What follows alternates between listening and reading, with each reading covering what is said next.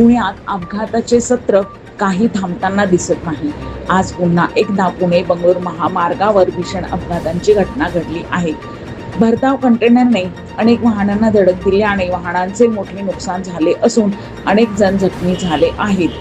पुणे बंगळूर महामार्गावर नवीन कात्रज बोगद्याजवळ जांभूळवाडी दरी पुलावर हा विचित्र अपघात घडला.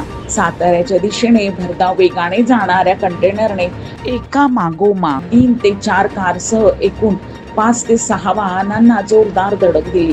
धडक इतकी भीषण होती की काही वाहनांचा अक्षरशः चक्काचूर झाला.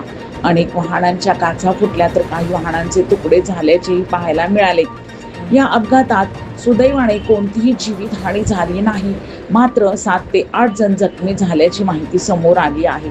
जखमींना स्थानिक नागरिक आणि पोलिसांच्या मदतीने तात्काळ रुग्णालयात उपचारासाठी दाखल करण्यात आले. अपघातानंतर पुणे बंगळूर महामार्गावर काही काळ मोठी वाहतूक कोंडी निर्माण झाली होती.